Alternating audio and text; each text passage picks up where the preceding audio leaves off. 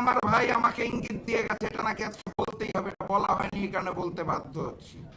BNP নেতৃত্বাধীন যুগপৎ আন্দোলন, আমি ছিলাম 12 দলীয় জোটে, জাতীয় গণতান্ত্রিক পার্টি জাগপা।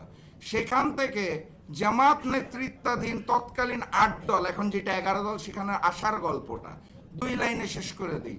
ঐক্যমত্য কমিশনের বৈঠক হয়, ওইখানে যে কি বলতে হবে, প্রধানমন্ত্রী কি 10 বছরের বেশি থাকতে পারবে কি পারবে না, একজন ব্যক্তি কি 3টি পদ অর্থাৎ প্রধানমন্ত্রী, দলীয় প্রধান এবং সরকার দলীয় নেতা হতে পারবে কি পারবে না, এই প্রত্যেকটা লাইন তোতা পাখির মতো আমাদের আইন বিশেষজ্ঞ, স্বাস্থ্য বিশেষজ্ঞ, প্রক্সি প্রধানমন্ত্রী যিনি আসলে স্বরাষ্ট্রমন্ত্রী আমাদের ধরে ধরে লাইন বাই লাইন মুখস্থ করিয়ে দিতেন। সেই দিন প্রথম প্রতিবাদ করেছিলাম যে আপনার কথায় ঐক্যমত্য কমিশনে যেগুলো বলতে পারবো না, এবং সেখান থেকেই যে বাধা পেয়েছিলাম সেই বাধার পর তৎকালীন বিএনপিকে ছেড়ে চলে এসেছিলাম এবং বিএনপির গুলশান অফিসে আমার মনে আছে গ্যারেজে দাঁড়িয়ে বলেছিলাম সেই সময়ে শহীদ প্রেসিডেন্ট জিয়াউর রহমান এবং দেশনেত্রী বেগম খালেদা জিয়ার বিএনপি আর বর্তমান বিএনপি এক জিনিস না।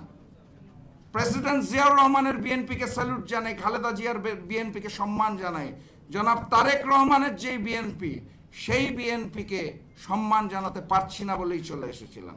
এখন সর্বশেষ কথা করণীয় যেটা বলেছিলেন, অনেকে অনেক প্রস্তাব দিবে, আমি যেটা বিশ্বাস করি অতীতের লড়াইটা হয়েছিল আওয়ামী লীগ এবং ভারতীয় আধিপত্যবাদের বিরুদ্ধে, সামনের লড়াইটা হবে বিএনপি, আওয়ামী লীগ এবং ভারতীয় আধিপত্যবাদের বিরুদ্ধে। সেই লড়াইটা যদি আমরা করতে প্রস্তুত থাকি তাহলে রাজপথে নামতে হবে। এই গোল টেবিল বৈঠক, এসির বাতাস খেতে খেতে যতই ভাষণ দেই, শেখ হাসিনা এমনি এমনি দিল্লি পালায় নাই, এবং এই লন্ডনে যিনি আগামীতে পালানোর প্রস্তুতি নিচ্ছেন তিনিও এমনি এমনি পালাবেন না। আমার আহ্বান, চলুন রাজপথে নামি। আমি আমার জায়গা থেকে বলতে পারি, ব্যক্তি হিসেবে আমার দল থেকে আপনারা যদি রাজপথে নামতে চান, কারণ এটা আপনাদের দাবি, রাজনৈতিকভাবে আমার দল জাতীয় গণতান্ত্রিক পার্টি জাগপা আপনাদের সাথে থাকবে। আমি ব্যক্তিগতভাবে প্রথম কাতারে থাকব। এবারের প্রথম গুলিটা খাওয়ার জন্য প্রস্তুত আছি। দেখা হবে ইনশাল্লাহ রাজপথে।